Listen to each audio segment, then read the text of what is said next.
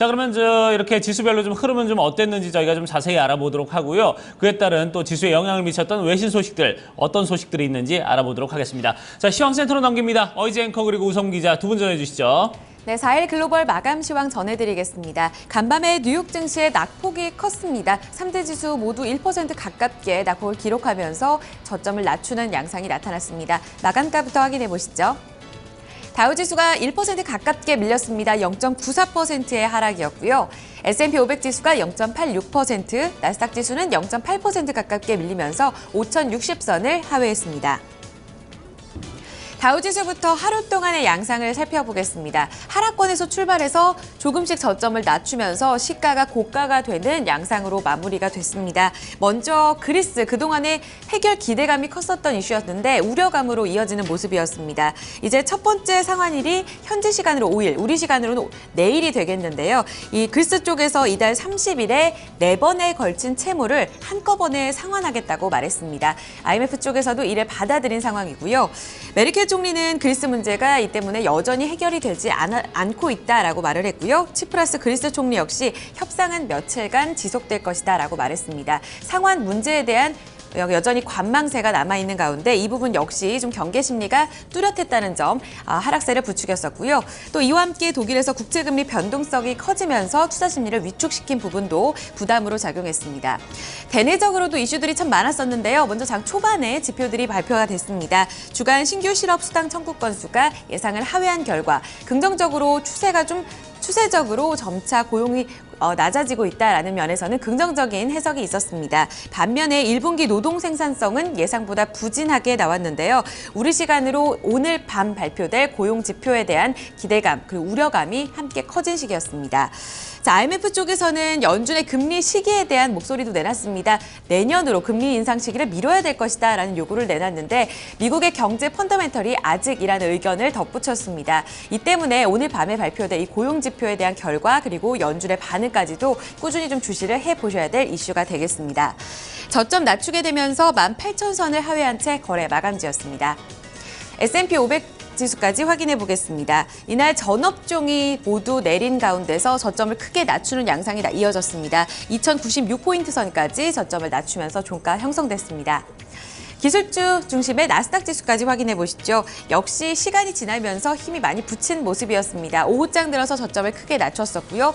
이날 카지노주가 나스닥 지수 내에서 큰 폭으로 좀 반등하는 양상이 있었는데 그럼에도 불구하고 반도체 종목들, 대표적인 바이오 그리고 기술주까지 전통적으로 모든 IT주가 일제히 내리게 되면서 지수의 부담으로 작용했습니다. 5,060선 하회하면서 5,059포인트 선의 종가로 마무리됐습니다.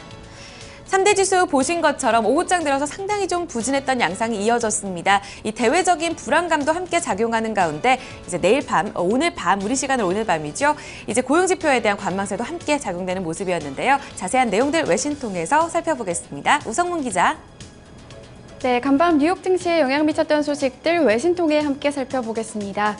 먼저 간밤 나왔던 이 생산성 지표가 부진하게 나오면서 투자 심리가 악화되는 모습이었는데요. 1분기 GDP 부진으로 투자자들은 이미 이 부진한 생산성 지표를 예상하고 있었지만 예상보다도 더 악화된 지표가 나오면서 증시에 악재로 작용을 했습니다. 자세한 소식 월스트리트 저널을 통해 함께 살펴보겠습니다. US productivity falls 3.1% in first quarter.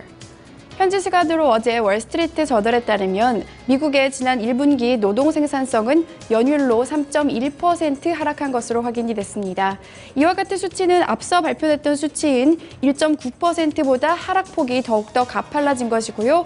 또한 3% 하락을 예상했던 전문가 예상치보다도 악화된 수치가 나왔는데요. 이 세부 항목을 모두 살펴봐도 다 좋지가 못했습니다. 먼저 근로 시간은 1.6% 늘어난 것으로 확인이 됐고요. 재화와 서비스 생산은 0.2% 감소해서 1.6% 감소로 감소폭이 더욱더 커진 것으로 확인이 됐습니다. 이로써 이 생산성은 2개 분기 연속 하락세를 이어가게 됐는데요. 이는 2006년 이후 처음 있는 일이라고 월스트리트 저널은 덧붙였습니다. 먼저 1분기에 생산성 지표가 부진하게 나온 것에 대해서 그동안 많은 이코노미스트들이 지적했던 것과 같이 한파와 서부항만 파업의 영향이 컸다고 월스트리트 저널은 설명했는데요. 하지만 이를 제외하고서라도 지난 몇 년간 미국 내 생산성이 크게 늘지 않고 있다고 전문가들은 우려의 목소리를 내고 있습니다. 실제로 금융위기 전에 2.6% 정도를 기록했던 노동 생산성 평균은 금융위기 이후로 1.1%대로 떨어진 상태입니다. 자넷 옐런 미 연준 의장 역시 이와 같은 노동 생산성 저하에 대한 우려감을 나타낸 바 있는데요. 옐런 의장은 미국 내 미미한 임금 상승의 이유를 생산성 둔화 때문이라고 말했습니다. 패트릭 뉴포트 IHS 글로벌 인사이트의 이코노미스트는 우리는 생산성 지표에 대해 우려감을 나타내야 한다며 1분기 경제 부진의 여파를 떠나서 금융위기 이후로 생산성이 늘지 않고 있다고 지적했습니다. 네, 이어서 다음 소식 살펴보겠습니다. 이렇게 지표가 부진하게 나오면서 일각에서는 연준의 금리 인상이 미뤄져야 하는 것이 아니냐는 의견이 나오고 있는데요. 이런 가운데 국제통화기금 IMF가 연준이 금리 인상을 내년까지 미뤄야 한다고 공식적으로 요구했다고 합니다. 자세한 소식 로이터 통신톡에 함께 살펴보시죠. IMF warns Fed should delay rate hike until 2016. 현지 시간으로 어제 로이터 통신에 따르면 IMF는 미국 경제 성장 전망에 대한 보고서를 발표했는데요. 이 성명서에서 IMF는 현재 거시경제 전망을 토대로 놀랄 정도의 성장과 인플레이션이 나타나지 않는다면 기준금리 인상은 내년 상반기까지 미뤄져야 한다라는 의견을 냈습니다. IMF는 이와 함께 이 금리 인상이 미뤄진다면 인플레이션이 목표치를 빠르게 넘어서는 오버슈팅이 발생할 가능성이 있다는 점을 인정을 했는데요. 하지만 그럼에도 불구하고 금리 인상 연기는 디스인플레이션과 정책 수정, 또 제로금리 정책 종료에 대응할 가치가 있는 보호 수단이 될 것이라고 평가를 했습니다. 이와 함께 IMF는 올해 미국의 경제 성장률 역시 하향 조정을 했는데요. 지난 4월에 제시했던 3.1%에서 2.5%로 낮췄고요. 연준의 인플레이션 측정 도구인 개인 소비 지출 물가지수 역시 2017년 중반쯤에나 연준의 목표치인 2%를 달성할 수 있을 것 같다고 평가했습니다. IMF는 특히 달러 강세와 다른 부정적인 요인들이 미국 경제 성장을 저하하고 있다고 평가했는데요. 실제로 1분기 미국의 GDP 성장률은 0.7% 감소한 것으로 확인이 됐고요. 2분기 경제 지표들 역시 엇갈리는 모습을 보이고 있습니다. IMF의 이와 같은 공식 요구에 연준이 어떤 반응을 보일지 관심이 집중되고 있습니다. 뉴욕 증시에 영향 미쳤던 소식들 외신 통해 함께 살펴봤습니다. 네, 자 이렇게 뉴욕 증시 마감 상황 저희가 지수별 흐름과 또 증시에 영향을 미쳤던 외신 소식들 함께 알아봤습니다. 자 그러면 지수 내 구성 종목들 마감 상황도 좀 살펴봐야겠는데요. 주요 종목 마감 상황과 그에 따른 또 종목별 외신 소식 함께 알아보도록 하겠습니다. 역시 어이지 앵커 그리고 우성 기자 계속해서 전해드립니다. 다우지수를 구성하고 있는 30개 구성 종목 가운데서 이날 한 종목만이 상승했습니다. 29개 종목이 하락에 동참하는 양상이었는데요. 한꺼번에 내린 종목들 대체로 보면은 골드만삭스 이 종목 하나를 제외하고는 전 종목이 내렸습니다. 듀퐁과 버라이존, 보잉, 아멕스, 머크사 등 함께 하락에 동참했습니다. 하락률 상위 종목 다시 한번 확인해 보겠습니다. 일단 듀퐁이 말씀드린 대로 2% 넘는 하락을 보이면서 다우지수 내에서 가장 크게 밀렸습니다. 지수에 부담이 되는 양상이었었고요. 또 버라이존 같은 경우에도 이 증권사 혹평에 따라서 2%의 하락률을 기록했습니다. 글로벌 투자은행인 JP모건체이스가 투자 의견을 비중 확대해서 중립으로 낮췄다는 것, 투자 심리에 악영향을 미쳤고요. 이와 함께 보잉과 아멕스, 머크사 그리고 인텔도 추가적으로 1% 밀렸습니다. 이날 국제유가가 내린 가운데 엑소모빌과 쉐브론 텍사코 등 에너지 섹터도 함께 부진했다는 점 특징적이었습니다. S&P 500 섹터 내 업종별 흐름 체크해 보겠습니다. 다우지수와 별반 다를 분위기가 아니었습니다. 전 섹터가 모두 내렸습니다. 특히 국제유가가 간밤에 3% 가깝게 내렸는데요. 이 부분 에너지 섹터에 부담되면서 에너지 섹터는 1% 넘는 하락 시세를 보였습니다. 또 이와 함께 자본재와 산업재 섹터도 1% 넘는 낙폭을 기록했었고요. 지난 이틀간 유틸리티 섹터가 1% 넘게 밀렸었는데 이날 추가적으로 조금 더 밀렸습니다. 하지만 낙폭은 제한적이었다는 점 추가적으로 확인이 필요할 것 같습니다. 이날 특징주 확인해 보시죠. 전반적으로 시장의 투자 심리가 어두웠던 가운데 M&A 소식이 있었습니다. 이 위성 TV 업체인 DC 네트워크가 미국 이동통신사인 T-모빌을 합병하기 위한 절차 추진하고 있다는 소식 전해졌습니다. 이 경쟁이 치열한 TV 그리고 이동통신 시장에서 양사가 갖게 될 시너지 효과에 이 시장은 주목하는 모습이었었고요. 양사 주가 모두 상승했습니다. 먼저 DC 네트워크는 4.8% 상승 양상을 보여줬었고요. 이와 함께 T-모빌도 2.6% 상승에 동참했습니다.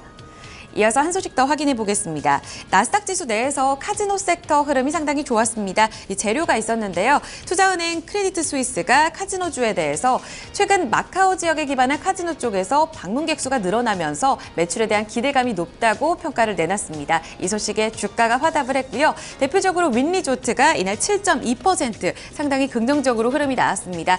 고점 부근에서 거래 마감지였고요. 이와 함께 라스베가스 샌즈 역시 4% 넘는 상승으로 거래 마감지였습니다. 전반적으로 시장 분위기가 좋지 못했던 가운데서도 재료가 있었던 소식에 종목에 한해서 주가의 등락은 엇갈렸습니다. 특징주 다시 한번 확인해 보시죠. 우성문 기자. 네, 종목 주요 소식 외신 통해 살펴보겠습니다. 최근 미국 내에서 이 대형 기업들의 M&A 소식이 끊임없이 이어지고 있는데요.